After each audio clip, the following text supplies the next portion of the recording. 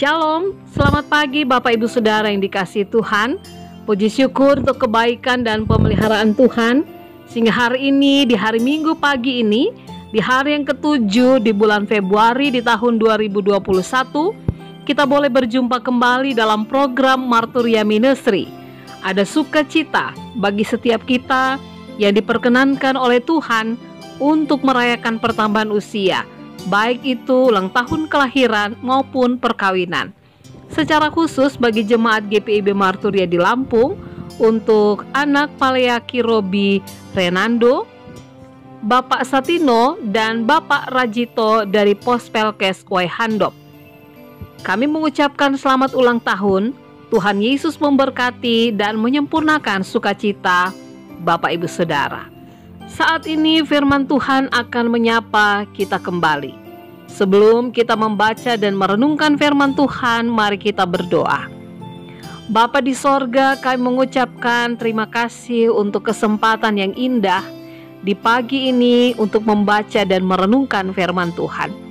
Urapi kami dengan roh-Mu yang kudus, agar kami dapat mengerti, memahami, dan juga melakukan apa yang menjadi kehendak Tuhan dari pembacaan Alkitab dan perenungannya. Di dalam nama Tuhan Yesus kami berdoa. Amin. Bacaan Alkitab kita pada saat ini terambil dari kitab Injil Lukas pasalnya yang ke-9, ayatnya yang ke-28 hingga ayatnya yang ke-36 yang menyatakan, kira-kira 8 hari sesudah segala pengajaran itu, Yesus membawa Petrus, Yohanes, dan Yakobus lalu naik ke atas gunung untuk berdoa. Ketika ia sedang berdoa, rupa wajahnya berubah dan pakaiannya menjadi putih berkilau-kilauan. Dan tampaklah 2 orang berbicara dengan dia, yaitu Musa dan Elia. Keduanya menampakkan diri dalam kemuliaan dan berbicara tentang tujuan kepergiannya yang akan digenapinya di Yerusalem. Sementara itu Petrus dan teman-temannya telah tertidur, dan ketika mereka terbangun, mereka melihat Yesus dalam kemuliaannya dan kedua orang yang berdiri di dekatnya itu.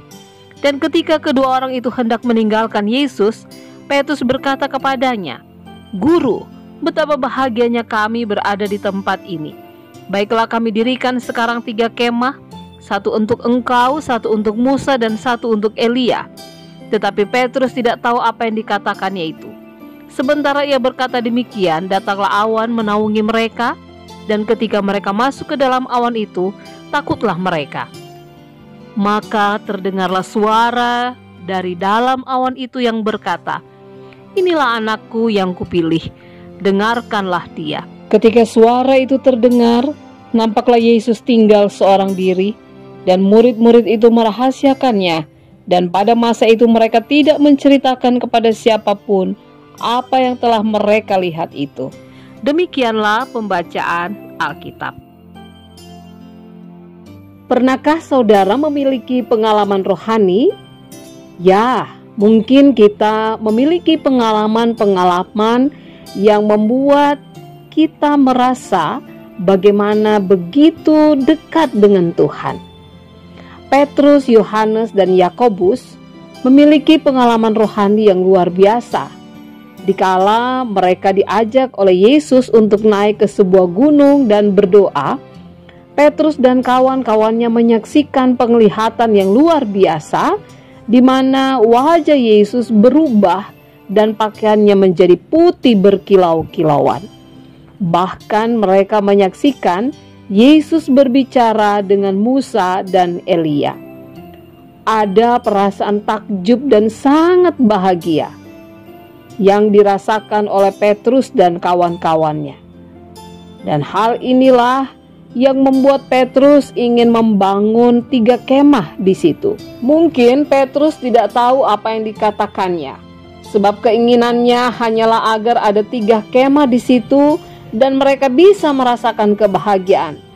Petrus tidak tahu bahwa Musa dan Elia berbicara kepada Yesus bukan hanya untuk menciptakan pengalaman rohani saja, melainkan untuk berbicara tentang tujuan kepergiannya yang akan digenapinya di Yerusalem.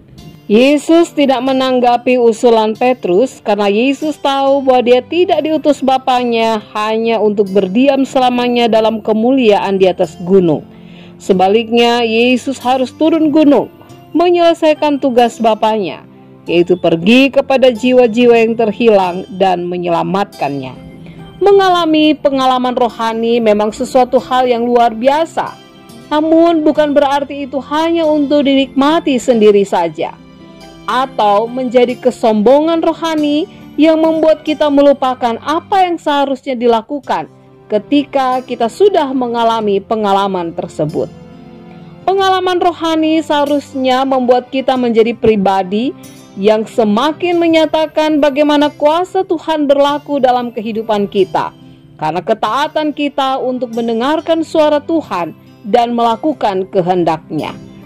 Saudaraku, pengalaman rohani seharusnya semakin menggerakkan diri kita untuk menjalankan misi Allah dengan mengenal betul apa yang menjadi ajaran dan perilaku Yesus dalam kehidupan kita. Amin. Bapak, Ibu, Saudara yang kekasih, mari kita berdoa. Bapa di surga, terima kasih firman-Mu sudah menyapa kami kembali. Ingatkan kami Tuhan ketika kami Tuhan izinkan mengalami pengalaman rohani, biar itu menggerakkan kami untuk menjadi pribadi yang meneruskan kasih Tuhan, yang melakukan kehendak Tuhan, dan hidup dalam ketaatan serta kesetiaan kepada Allah. Sehingga apa yang kami lakukan tengah-tengah kehidupan ini boleh menjadi berkat dan memuliakan nama Tuhan. Di dalam nama Tuhan Yesus kami berdoa. Amin. Selamat beraktivitas Bapak Ibu. Selamat mempersiapkan diri untuk beribadah di hari Minggu ini. Tuhan Yesus memberkati.